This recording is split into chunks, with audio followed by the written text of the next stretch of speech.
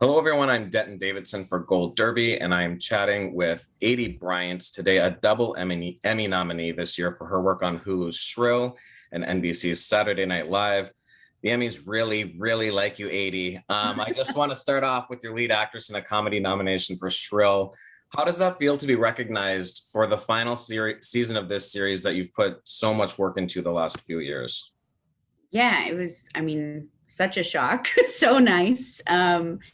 And yeah, super meaningful because the show is ending and it feels like a really nice acknowledgement of, the years of my life that I've been, just absolutely grinding on this thing. So, and I know it meant a lot to our crew and to our writers as well. So, that it's just absolutely best case scenario.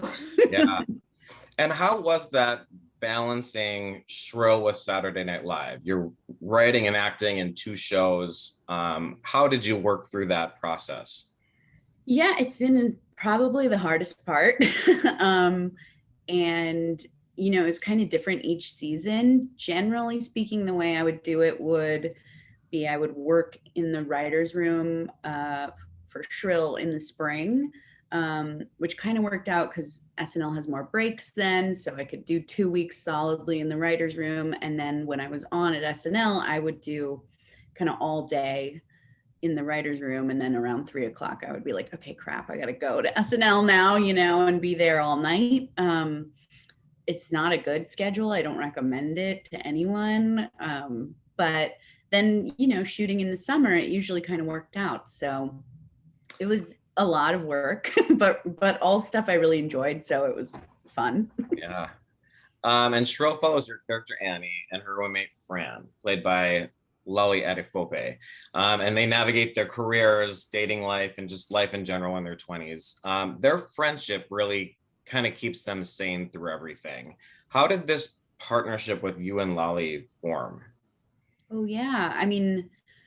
I really think Lolly is like my dream scene partner. And so our work together has really been like, to me, probably the biggest part of the show. And we had a camera test when we were like Okay. casting, and just right away I was like, this is who it is, it has to be her. And then right away, we had lots of friends in common and we're both comedians. And so it just made things really easy. But I think what kind of blew me away was just how wonderful she is also at, much deeper, serious scenes. And so I think we both were really comfortable improvising, and we both were really comfortable kind of following each other's lead. And so, yeah, our work together to me is like the heartbeat of the show. And also their friendship in the show is kind of the guiding light, and also this like huge thing that both the show starts on and ends on. So And I also love the contentious relationship between Annie and her mom, and sort of the fat shaming the mom puts on Annie. But she's played by Julia Sweeney, a former SNL cast member. What's that like working with her? And have you shared SNL stories? And what's that relationship like? yeah, I love working with Julia. She's so funny and so just truly like instantly brilliant. Every time she reads through the script, you're like, oh, you just made this 1,000 times better. Um, and yeah, Julia brought like this really wonderful energy, especially the first season. She pretty much hadn't been doing any work on camera other than like stage shows, which, are a little bit different for like close to 15 years. And because she had been raising her daughter and taking some time for her family. And so Shrill was kind of her first step back into like being on TV again. And she picked it up like, riding a bike. And it was just wonderful how excited she was and nervous. And it really made, I don't know, it kind of brought this like infectious joy. And then also she just brings so much to the character because you love her, but you're also infuriated by her. And I think that's part of this kind of complex relationship and makes for a lot of comedy too. Yeah, that's what I love about her. She's so unlikable yet lovable at the same time. Yeah. And I think particularly of that scene where you're eating dinner and she's like, "No bread. We're not getting any bread." and you're just sort of filling with rage and sadness at the same time. Is that sort of storyline based on anything personal for you, or what's the inspiration behind those things? I think it was sort of like an amalgamation of everyone in our writers' room, where like we all had different little experiences like that, and that we sort of poured all of it into this character. But no, I mean, I feel very lucky that like my mom was always up for ice cream and whatever, unlike this mom. But yeah, I mean, I think that's a big part of their relationship, is like they are really close, but also there are kind of these like tiny little things that her mom will do to control sort of like food intake or what they're eating. And it feels like this really like hurtful thing, even though she's just saying, I don't want bread. And so it's a little bit like they're both in the wrong, but they're also both right. And it's like very messy and painful. And ultimately for for Julia's character, it comes from love. She thinks she's helping. So. And the episode submitted for the Emmys was Ranchers. And it's about Annie being assigned this first big investigative piece for the Thorn where she works. And she maybe she doesn't have the experience or depth necessary for that kind of work in what's being presented to her. But her interaction between her and this family is awkward and hilarious and can be pretty contentious. What inspired this episode, and what do you sort of want people to take away from that? Yeah, I mean, well, what inspired the episode was I really loved a couple episodes we did in the second season where it was sort of like Annie going into another world, kind of this like fish out of water feeling.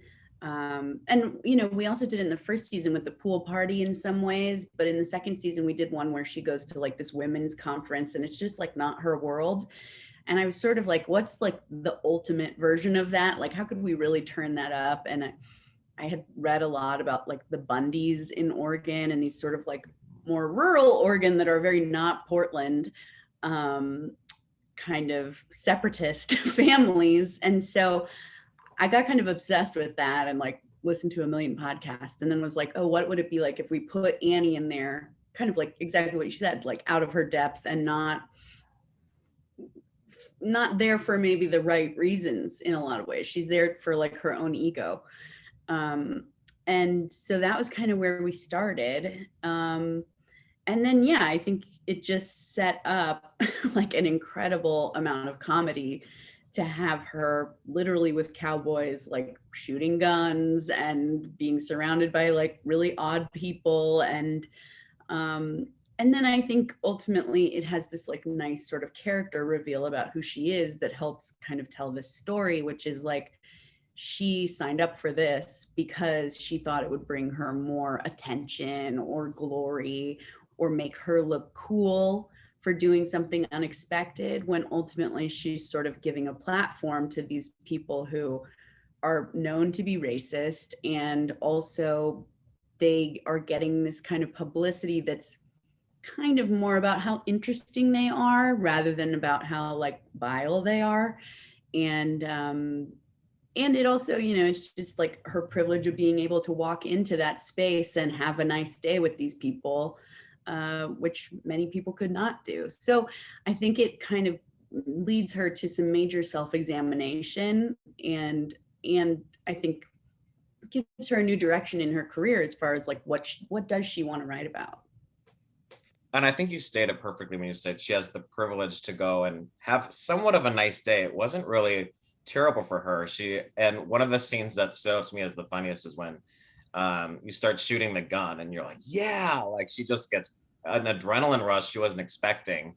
Did your upbringing in Arizona, a purple state, kind of give you an idea of what it's like to have people with very different views all around you? Definitely. I mean, I went to an extremely conservative high school, and I had gone to public school my entire life. And then I went to a private high school that was very Catholic and very, very conservative. And it was, it was so intense. And I think there were many moments there where I was sort of sitting there witnessing things that to me were wrong, but I felt like I kind of just had to blend. And I look back on that and I'm like, I should have gotten out of there sooner, you know? But I think it taught me a lot, certainly. And I think it did kind of give me some perspective as far as going into this of like, how do you blend? And exactly what you were saying of like, is that a privilege, you know? And yeah, it's kind of a nasty feeling, you know? And I think that's part of what we were trying to get with this episode, was trying to kind of show how it's like this unease that means something, but if you don't act on it, it kind of ends up meaning nothing and you're just a willing participant. So Yeah. And then later in the episode, Annie's rejected by her colleague Nick when she asks him to become more than friends. And she sort of goes from embarrassed to then furious, and then crying with Loli. So is that part of the challenge that you enjoy as an actor, being able to balance, you know, the comedy with these more serious elements of the show? yeah, I mean, I think you hit the nail on the head. It's like exactly what this episode is a lot of what our show is, which is why I think, you know, we thought it would be a good one to submit, which is like, it's a ton of comedy. It's a ton of sort of like these awkward encounters and me riding an ATV and me shooting guns and doing all these like goofier things. But it's also this kind of like putting yourself out there, getting rejected, and how, what a roller coaster that is. And then, you know, to me, that's like kind of the hallmark of our show, is like having raw, real moments that can be really gut wrenching, and then like quickly going into comedy immediately after that, and kind of going in and out of those moments in a sort of arrhythmic way. But yeah, I think that's what our show does really well, is like bring a little bit of both. And are you able to still use improv in the show? I mean, one of the other scenes that sticks out to me is when she's just walking in crying right after Loli and her partner had sex, and she's just sort of joining into bed, and then she's like, I think I'm in a wet spot. Things like that, I'm just like, is that improv? Is that on the paper, or are you able to get those skills in as well? That one was written. But it's a mix, you know, we improvise a lot on the show. Actually, a lot of the scene where I'm like telling the character Nick that I have a crush on him, that's almost all improvised. And he's like an old improviser friend of mine who I was like, oh, we should hire him, you know. I love to improvise. Loli and I would improvise a lot. Like almost every scene that was just the two of us, we would kind of get it once or twice scripted and then re-improvise the whole thing kind of in our own words. And that's true of like, you know, the scene in the pilot where like she and I are talking about whether or not I should get an abortion, but it's also true of like the very last scene where we're on the bench together of the entire series. So it's been really a great tool for us to like both create more comedy, but also to like really kind of juice up or like make more real the emotional scenes. So I use it kind of everywhere. And then just to shift to SNL quickly as well, this is your second acting nomination for SNL. You've also gotten one for writing music in the past. And the episode submitted was hosted by Regé-Jean Page. And I love when you impersonate men on SNL. And you become Senator Ted Cruz on this episode. What goes into that? What's your inspiration for your version of Ted Cruz? Gosh, I mean, I don't fancy myself an impressionist, honestly, but there is something about him that I can kind of grab onto because it's so extreme. And I mean, the first time I played him, I didn't know I was going to be playing him until Saturday morning when I got to work. So it was something that I was kind of like, oh no. But there's a kind of like pride in everything he says, where he thinks he's being kind of funny or he thinks he's being kind of cool.